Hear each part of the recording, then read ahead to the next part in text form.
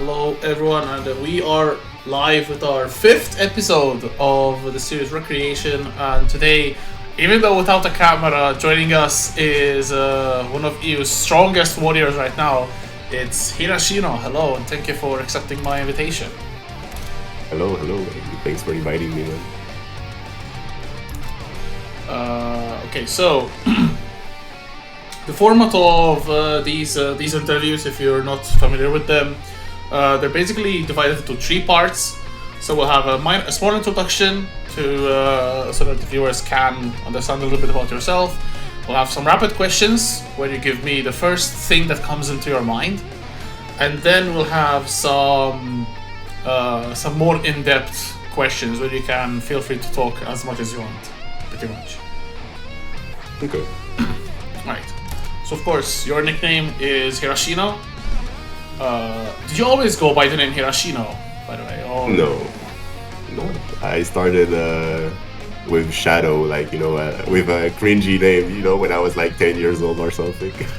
I mean, that's fair. I had a bunch, like a lot of names, man. Like Shadow, Tyler, Shiro Akane, Kazetsu, Hidechika. They're too much, man. You watch a lot of anime, I guess. Yeah.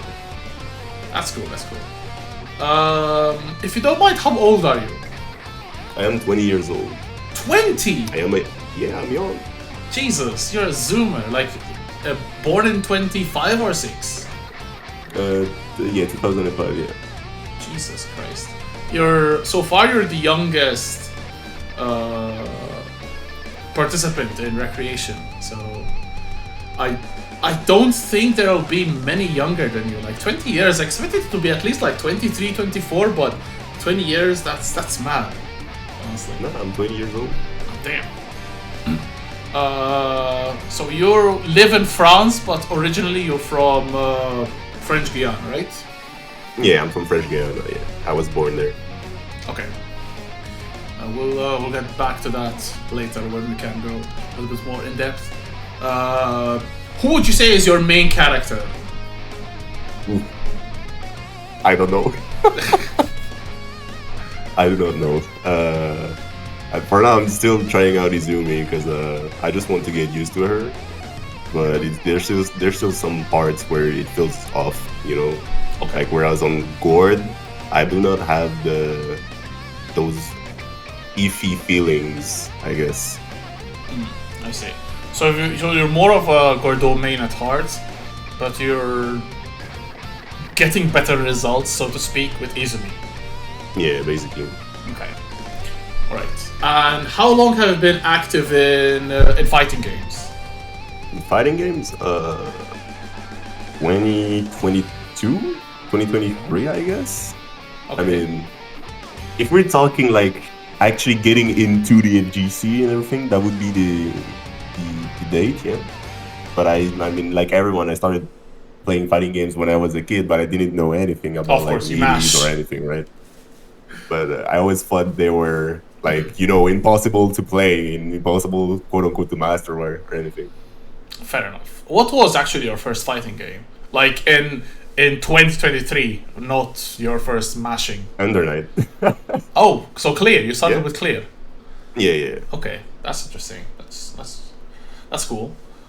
Okay, so that's basically a brief introduction to Hirashino. So now we'll go into the rapid questions. So I'll say the question and you tell me the first thing that pops into your head. Okay, I'll try. Okay, so your favorite Under Night soundtrack song? Line. I don't know actually. It's between Line theme and Izumi's theme. Okay, I see. I've heard a lot of praise for Izumi's theme, but to me, like, it's not that good. But anyway, honestly, I can judge, man. Your favorite matchup to play? I don't know. I need to think about this one.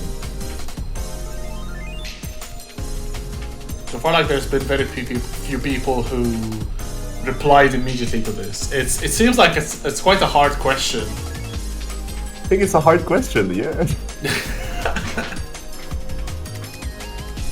It would probably be like Gordeau Seth, I guess. Ooh, okay. Yeah.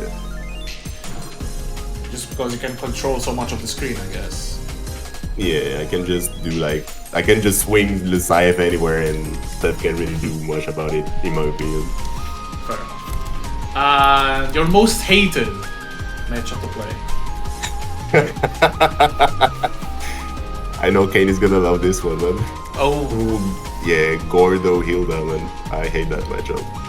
Okay, I see. But, like, similarly to Seth, like, Gordeau can fill the screen with, like, 623 or Rusty Nail. Even his dash FF is quite good at closing the gap, I guess. So, what makes the matchup so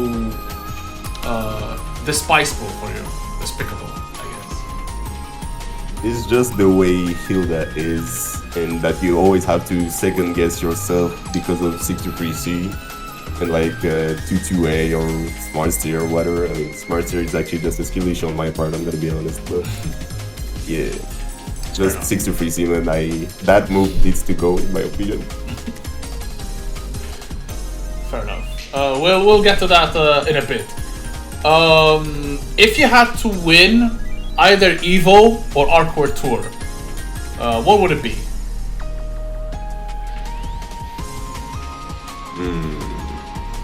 I guess Evo. Yeah. Okay. I'll go with Evo, yeah. I'm guessing it's more prestigious to win, like, it's the tournament. I mean, it's just because like there's more players to play there than Arcor 2. That's it. Okay. That's the only reason. That's interesting. So you'd feel like you'd have beaten more people in order to get there. Yeah. I see. That's, I like that reply a lot, actually.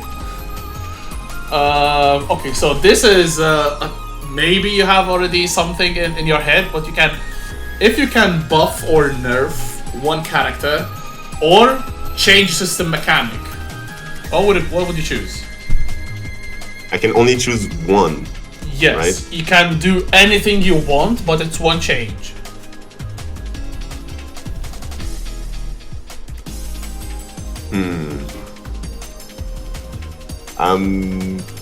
I'm thinking either about removing Celestial from the game or bringing back 180. Well, you're already the third person who asked for 180 back, by the way. Yeah. That's crazy. I still have to understand the hate about Celestial though. Like, in my opinion, okay, the damage has been normalized a bit, so right now, like, Celestial is not as bad as it was in the beginning. What actually makes Celestial so bad, in your opinion? Is the fact that if the opponent has Celestial while you are on defense, and like you have to shield to like at least 4 or 5 times. I should lab it out to be honest, but like you need to shield multiple times to make him go out of Celestial, and the opponent can just bait the green shield whenever he wants, and or just grab the shield, and I just find that really annoying to play against. So it's not the Celestial mechanic in itself, but it's to take it away from your opponent, basically. Yeah, like I do not mind the damage buff, even though I think it's kind of outrageous on some characters like Hyde or Katsuki. Like those are the first that come to mind.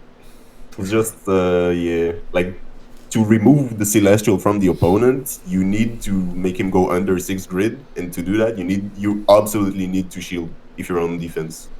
Yeah. And I found that really annoying. What if getting Celestial does not fill the grid bar?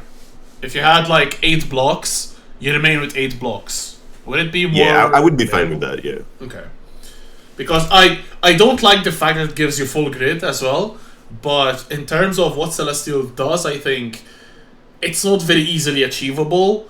So I kind of like it. But then again, yes, like if you're 6 blocks and a bit, you get 12 blocks, and that's kind of too much. I agree with that. Alright, so your top 5 characters in terms of tier lists, but unordered. So Unordered. Okay, let me go on the wiki for this one. smart.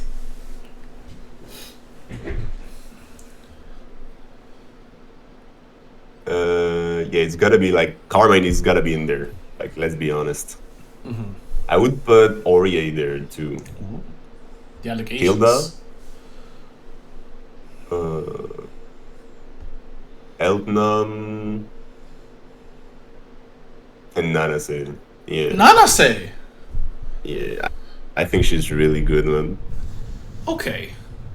That's the first time that Nanase has been brought up in this top 5. Of course, probably in terms of my previous guests, you're the one that plays against Nanase the most.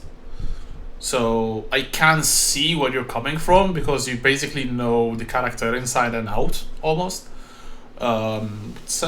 It's quite interesting because I think a lot of people sleep on Nanase as well. I think so too. That's quite interesting actually. I'd love to go more into depth, and I think there's a perfect question for that. Okay, so if I had to choose, who do you like most, Defiant or Big Black? As a player or as a person? That's rough. Let's say as a player. As a player, I have to go with Big Black all the way, man. Ooh, okay. Okay, I get Like, that. yeah, as a person, the thing is, we don't know much about Big Black. Like, even with the Evo interview and everything. But I guess he's kind of funny. But just because we know more of Defiant, Yeah. as a person, I would choose Defiant. I think Defiant is much more outspoken and like wild in that sense. Maybe even like the build up to the Arcward tour, like posting selfies and trips and like taking videos of everyone. Yeah. It's I can see where you're coming from. Like Big Black is much more reserved as a character, so you wouldn't get to know much about him. Okay, one last quick question. If you had to give up either Under Night or Monster Hunter, what would you choose? Oof. Tough question, man. Can I get a pass on that question? No. Honestly, I made it I'll just drop for Under you. Night, man. You drop drop Under Under Night. Night. Okay. Yeah. I respect that a lot. I think while they can be really rewarding, fighting games have frustration as one of the core parts of them. So I can see why you would drop Under Night. Okay, so now we can go to the long answer questions. These are meant for you to just talk as much as you want. So the first question is actually, why do you play Under Night?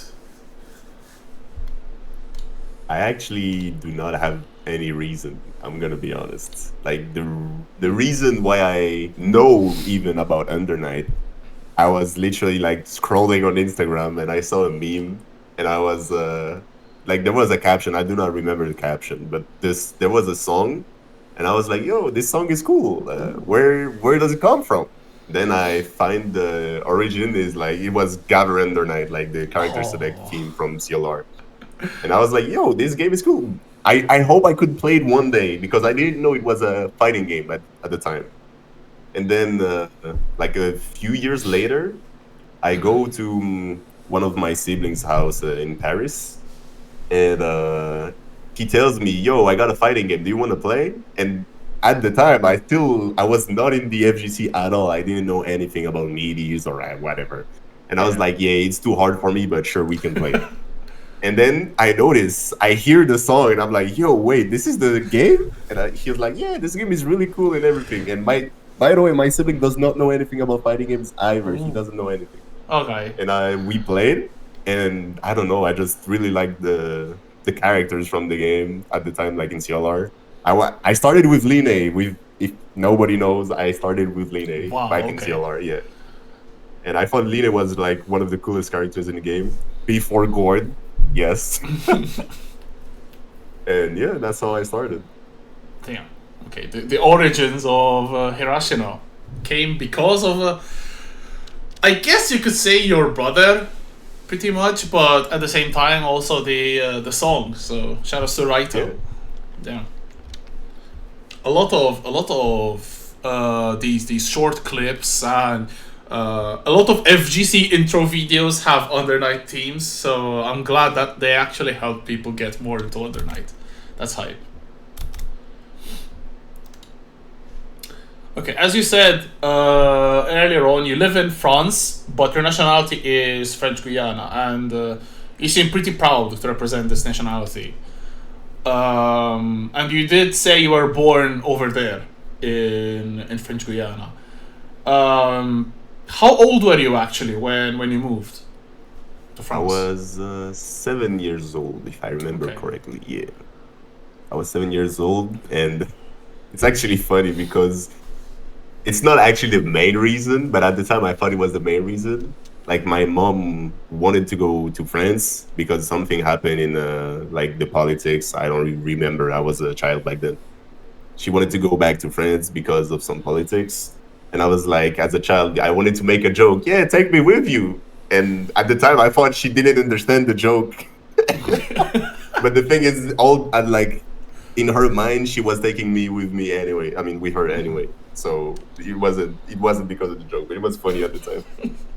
Fair And enough. yeah, I went to France and I did a lot of like going back to French Guyana and then going back to France for like 3 or 4 years, and then Oh, I settled down in like 2013 or something, 2014, I don't know, in France, and I stayed there ever since. okay. Did you settle in with your mother, or did you start living alone? No, no, I'm with my mom. Yeah. Okay, I see. And are there like things you remember about French Guiana, or is it just like a far off memory? No, it's not a far off memory at all. I still remember. I'm not gonna say everything, but I still remember most of it. Yeah, like the first of all, the food, man. The food, it's so good. Thing. Do you still return to French Guiana often, or No, I have not went back to Guyana in like 10 years. Yeah, I see. Okay. Do you want to go back someday? I want to, but even if I could, I would not go there because it's kind of fucked, the situation back there. Ah, I see. All right, that's unfortunate. Um, okay, so you have played Gordeau for the majority of, at least for the majority of how much I've known you, and pretty much like Under Night Europe at least associates you with Major League Gordeau before Izumi, of Hmm. course. And then you had a moment where you really did not want to play Gordeau anymore. You tried out Kwon, you tried out Set, you tried out Yuzu, and then I think you took a break from the game, and then you returned with Gordeau. Do you remember what was going through your head? Like, did you want to quit the game? Did you just not feel satisfied with the game? What happened? What was happening? Honestly, nothing much. I was just like at that period, I just wanted Gordo to be good, really bad for some Okay. reason. I just wanted him to be strong. I just wanted to find some gimmicks or whatever. But like the gimmicks sound good on him, unfortunately. And I like when I went on other characters like Seth. I'm actually surprised that you remember I went on Yuzu. Of course, Not a like lot of people remember that, man. I remember the character crisis arc. Yeah, but like when I went on all the other characters, every time I was playing them for like at least 1 week or maybe more, I always thought, damn, Loki Gordo has it good in some ways or Oh, another. okay. And then when I went back to him, I was like, maybe he's not as bad as I think. And then I figured out like some blog strings, and I think he's actually like upper mid tier. Like Oh, before, I thought he was bottom tier, but now I think he's upper mid tier. Yeah. I think that's something that not many people realize when you play a variety of characters. You not only realize the weaknesses of the new characters, but the strengths of your main character, and it's very interesting how you also realize that, like, you were convinced your character was bad, but then you find somehow ways that maybe your new characters did not do something as well as Gordeau. So it's very interesting, actually. So whoever likes to downplay, please try new characters and then go back to your main. Always try out new characters, man. Like, I think trying out new characters is also a way to keeping the game fresh. So it also increases the enjoyment of the game, I believe. I don't know, because some people can really play like one character like for 10 years, like, you know, like someone I know, and you know too. Okay. But the game can still be fun even if you play the same character for 10 years. You just need to find, I guess, your character. But I think it's better to play other characters to know what weaknesses and what strength your main has. Yeah, for sure. Like, I remember American player Knots. He was on Wagner for, I think, the majority of Clear at the beginning of Uni 2, but then switched to Set purely because he got bored of Wagner. And then we see a little bit of Wagner again lately, but he purely switched because he was bored of playing the same character. So it's interesting that different players have a different point of view about switching. So that's why I think the FGC is so interesting, because there's so many personalities and so many like points of view.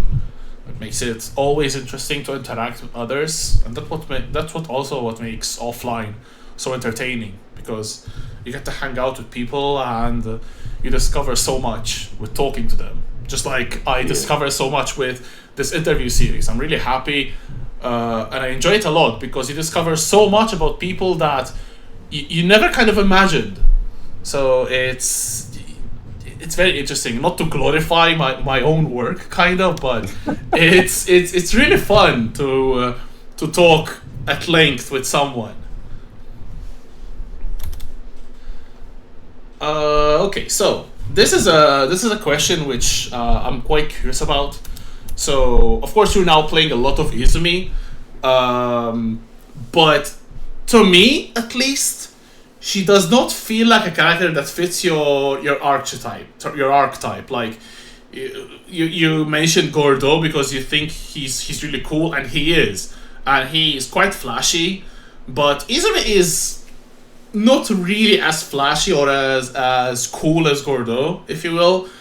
She's more like on the cutesy side. How do you feel playing Izumi? Like, do you feel she's a character for Hirashino or just a placeholder for now because you're doing well with her? I wasn't thinking about it like this. I was more thinking about it like Gordeau, I think, is a character that represents me well.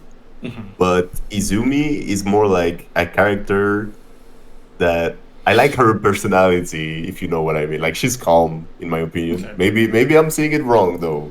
But like, at first I saw her as the, what you said, like the cute personality thing. But like, the more I played her and the more I was like, maybe she's more of the calm type, you know, because of the water. But like, I don't know. I just like the calm thing. It's appeasing, I think. Okay, that's interesting. And she does like okay, sometimes in round start she kind of feels nervous, but her win quotes seem quite calm, as you said. So that's a good insight actually to the character. Of course, yes, she feels like a mother, you know. I mean, maybe I'm tripping, you know, again, but to me she feels like a mother.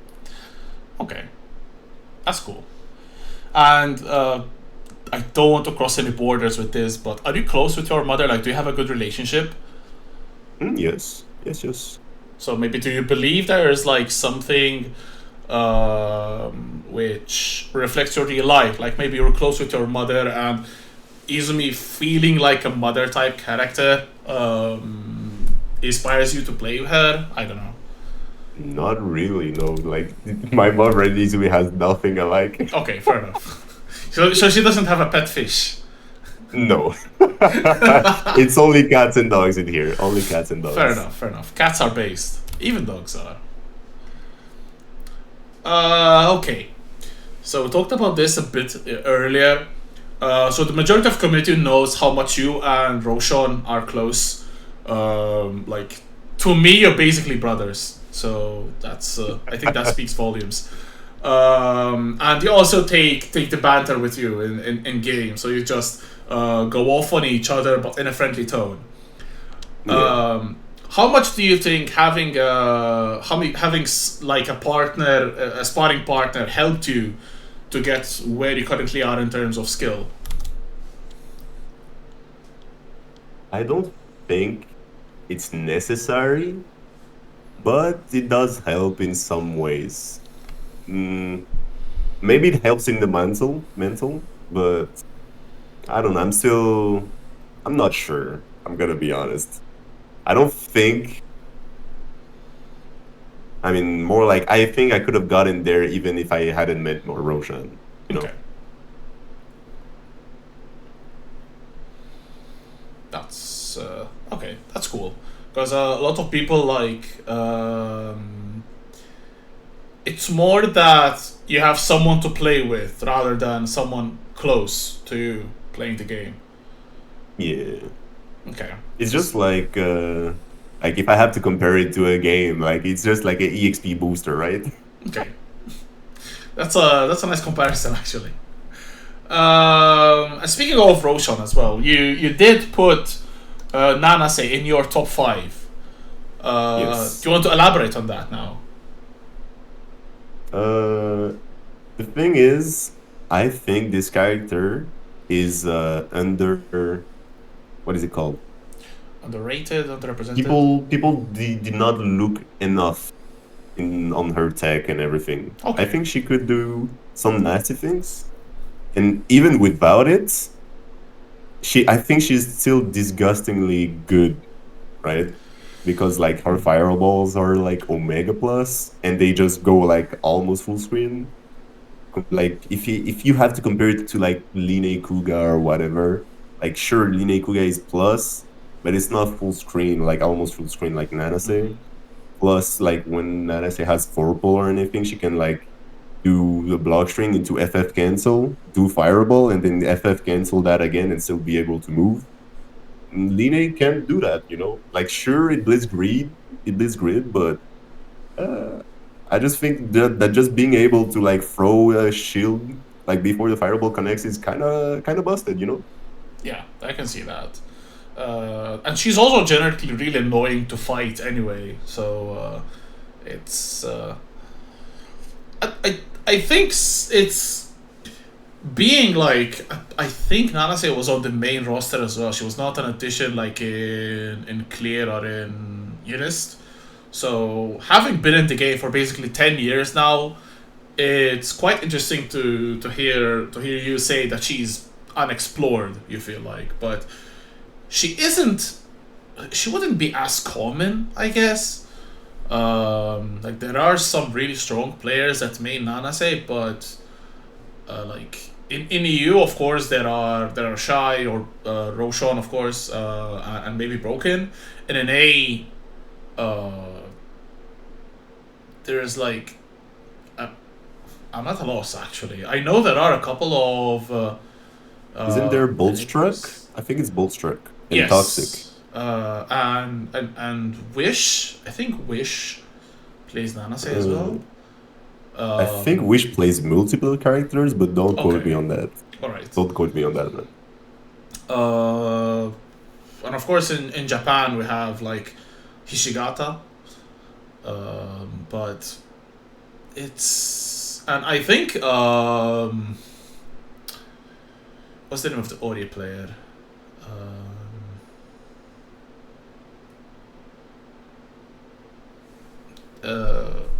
Damn it. Nishine? Yes, Nishine. I think Nishine used to play Nanase as well, or not? I don't know. I I have no might be idea. tripping. Maybe I'm confusing Nishine with Hishigata. But yeah, like it's a decently represented character, but you don't see Nanase in a lot of top eights. And yeah, I think that might have to do something with she being unexplored. So that's quite an interesting point of view. Yeah, I just think she could. I mean, they could like explore more about Disc. I don't know. I don't think meterless Disc is any good. I don't think there could be any good thing coming out of it.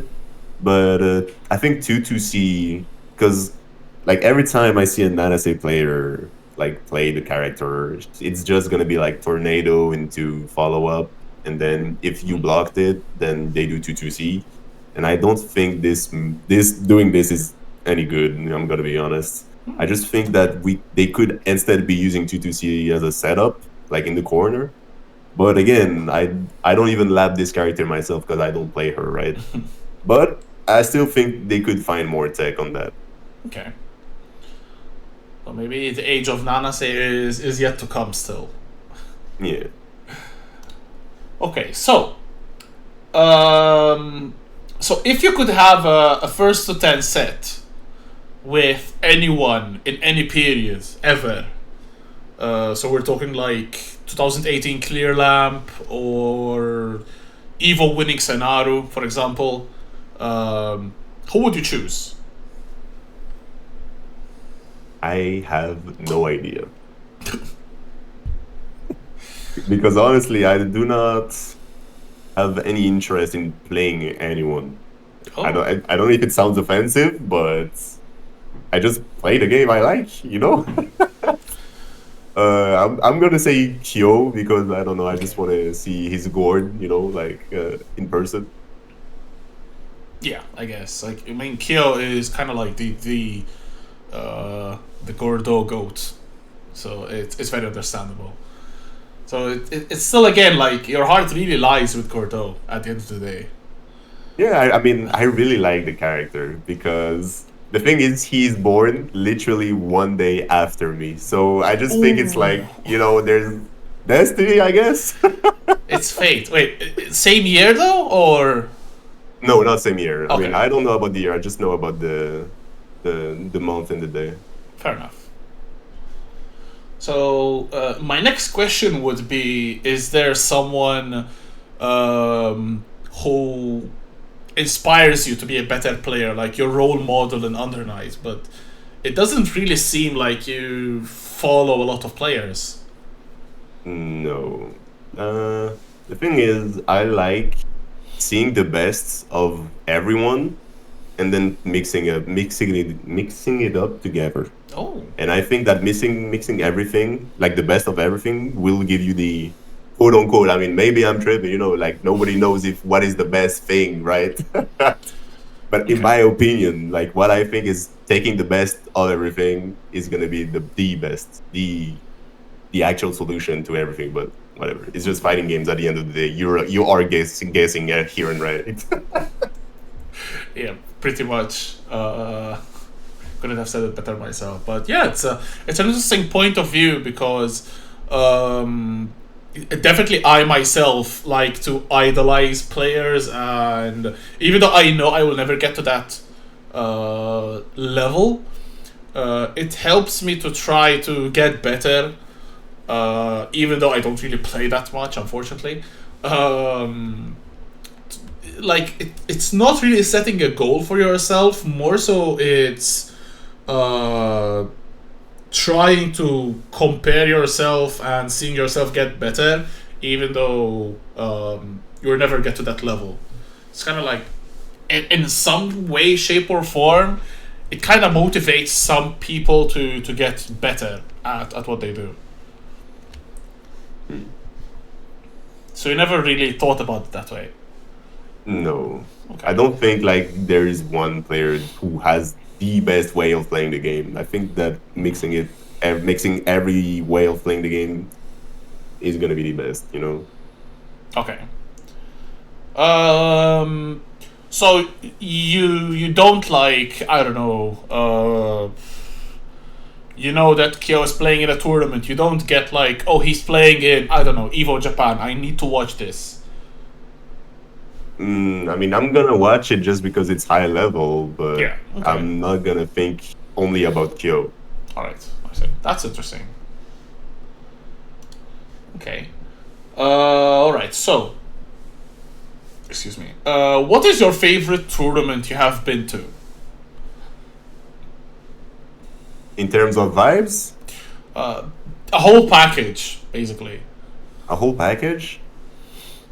I gotta say, Outplayed 2025. That shit was so fun, man.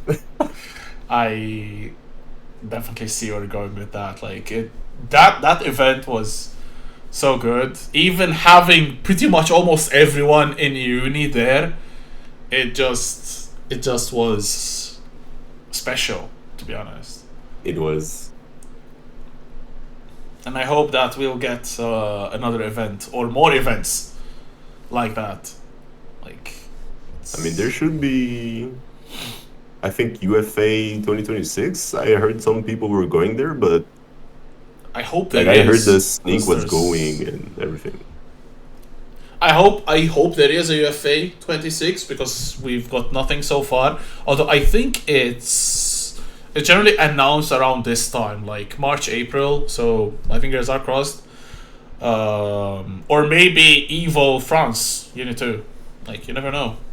Hopefully we'll get it, but I hope we get it, man. I hope. same.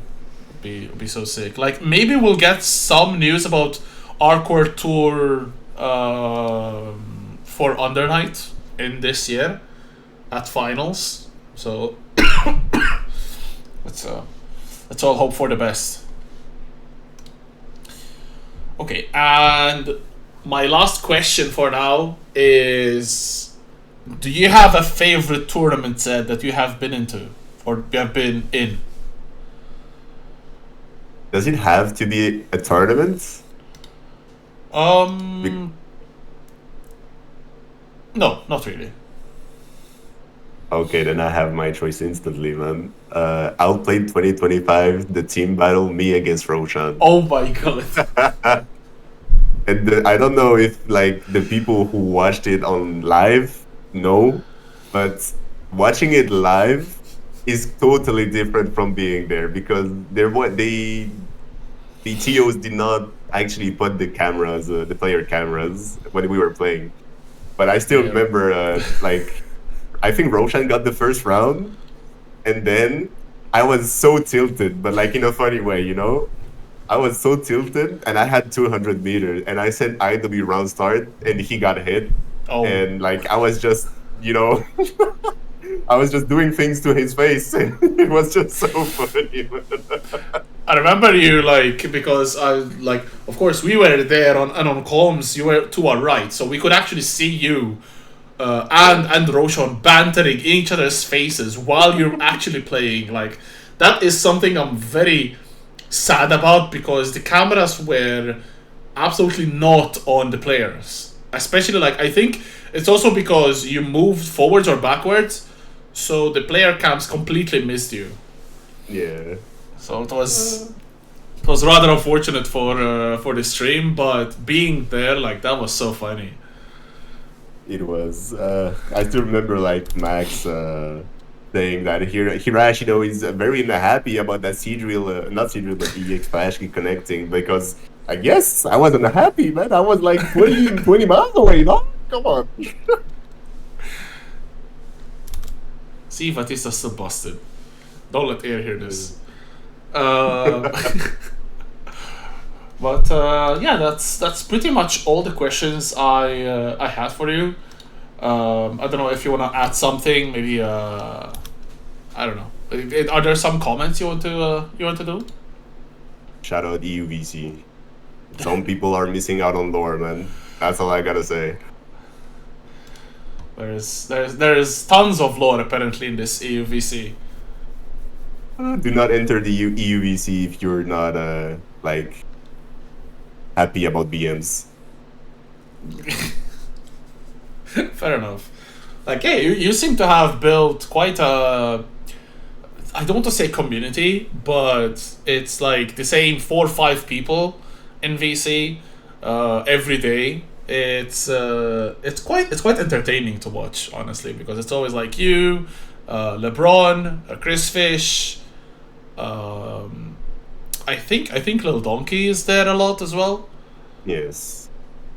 Then there's Android. Like Ryan is starting to come more often. Okay. Then sometimes Mars is coming with Neezy. Neezy's starting to come more often too. The rise of the VC gang. Really fun. Yeah, that's basically it for this episode. So thank you so much, Hirashino. Oh, by the way, is it Hirashino or Hirashino? I never thought about it like that. I mean, Hirashino, I guess. Okay, good. I've always called you correctly then. Nice. Yes, I mean you're the best commentator in the EU, man. Hands down, hands down. Thank you. That means a lot, like genuinely. But apparently I'm not good enough because I'm not doing Arcware Tour.